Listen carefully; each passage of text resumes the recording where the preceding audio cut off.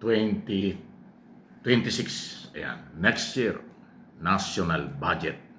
Tiniyak po ni Senate President Tito Soto, okay, na anong sabi niya? Pinakamalinis na budget ng taon. Ibig sabihin, ito yung pinakamalinis na budget na kailang aaproban para sa susunod na taon. Ito po ay dahil daw sa walang insertion, walang mga unprogram na pagdududahan sa budget. Kasi yung mga unprogram na budget, yan po ang nakalaan para sa kalamidad. Halimbawa ay typhoon, earthquake, wag naman sana, volcano eruption, lahat ng kalamidad na pwedeng mangyari. Diyan kukunin ang tulong budget sa unprogram. Ibig sabihin, hindi yan magagalaw kung walang kalamidad. At yung insertion, wala. Kaya yung inaasahang ghost project, substandard, hindi na itong mangyayari. Yan ang sinasabi ngayon ni Tito Soto. Ang kanyang sinabi, pinakamalinis na budget ito mula noong 1992. Wow! Bigla akong naalaala. Noon nga palang 1992, ito yung unang term. Doon nagsimula si Soto bilang senador ng Republika ng Pilipinas noong panahon pa yan ni dating Pangulong Fidel Valdez Ramos. Doon yung nag-umpisa eh. Ang kanyang kasama dyan, matitinding senador, Tolentino ata, tama ba? Ople, basta kung sino magagaling na senador. Enrile, Salonga, yan. Ibig sabihin, mula noong 1992 hanggang ngayon, 2025, meron talagang problema ang budget. Talagang kinurap. Pork barrel, PDAP, insertion, ang nangyari. Ngayon, 2026 budget na pinag-uusapan na nasa BICAM na, Bicameral Conference Committee, ay tinitiyak po ng liderato ng Senado, malinis. Ating bang panghahawakan ito? At ito yung dapat mangyari.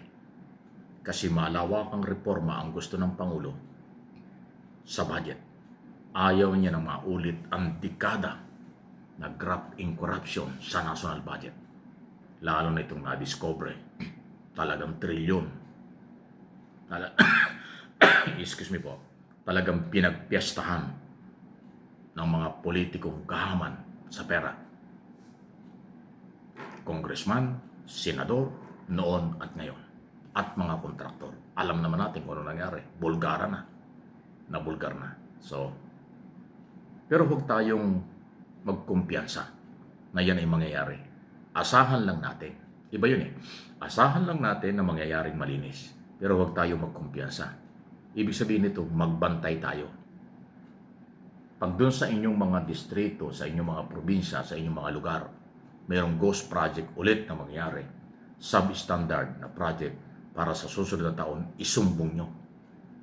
Kasi pag kayo'y nanahimik, tayong mga mamamayan ay nanahimik, umasa tayo sa sinabi nilang walang korupsyon.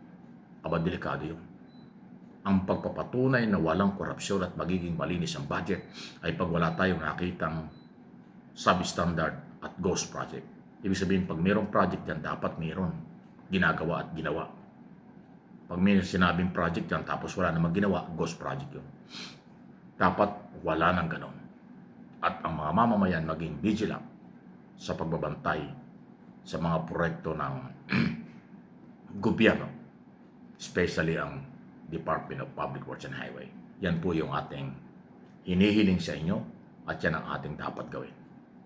Kung may tiwala tayo kay Pangulong Marcos sa DPWH, pero kailangan mas magtiwala tayo kung ating makikita yung kailang sinabi at ginawa. Yan ang mahalaga. So, maganda itong sinabi ni Tito Soto bilang Senate President, assurance ito na malinis. Sana mangyari ito. Okay? Para malinaw. Naku, ito yung hindi magandang balita pero kailangan ko yung balita. 2.5 million na daw po ang mga nawalan ng trabaho dahil dito sa pumutok na korupsyon. Ayon sa business group, ganyan ang kalaki ang epekto ng graft in corruption. So, bumagsak ang ekonomiya dito sa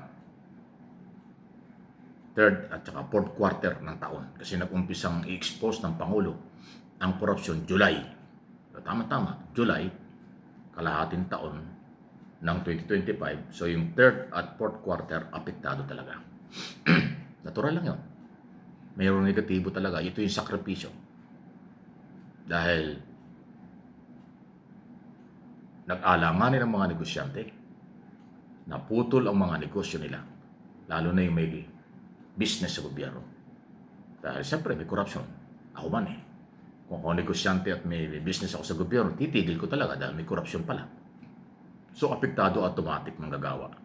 2.5 million na daw po, more or less, sa loob lang ng kalahating taon. Mula July hanggang ngayong December. Pero yan talaga'y normal lang po na epekto. Yung mahinang turista, mahinang ekonomiya, mawalan ng trabaho kasi dahil sa scam. Okay lang hong masakripisyo yan. Ang importante, natigil yung korupsyon at makakabawi tayo sa susunod na taon. Sana tuloy-tuloy na makabawi kasi nga ganun naman talaga eh. Parang namuhunan ka. Pag ikaw ba'y nagnegosyo, gusto mo bukas naglabas ka ng 1 milyon ngayon, gusto mo bukas makaluwa, kumita ka na. Hindi. Yung 1 million mo na kapital, madadagdagan pa yun. Kasi yung unang araw, buwan o taon, abono ka pa dyan kasi hindi pa kumikita yung negosyo mo. Pero after nyan, pag na-establish na yung negosyo mo, kikita ka na. Ganon din po dito sa nangyari.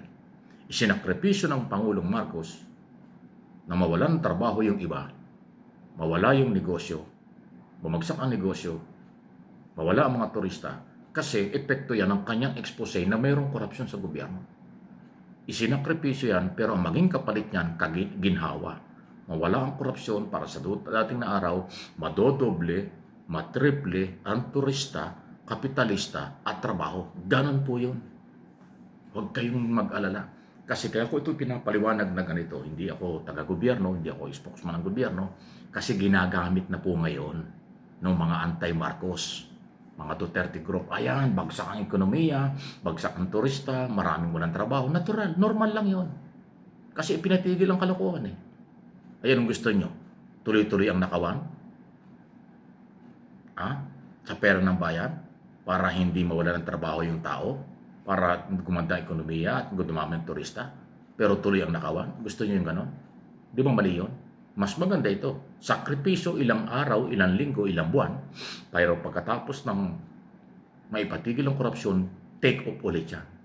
Babalik ang kumpiyansa ng turista, kapitalista, at pag tumataas ang kumpiyansa ng kapitalista, magre-recruit, magkakaroon ulit ng negosyo, magkakaroon ulit ng trabaho. Temporaring sipa lang ito. Yan po ang ibig sabihin. Okay, nakuha nyo?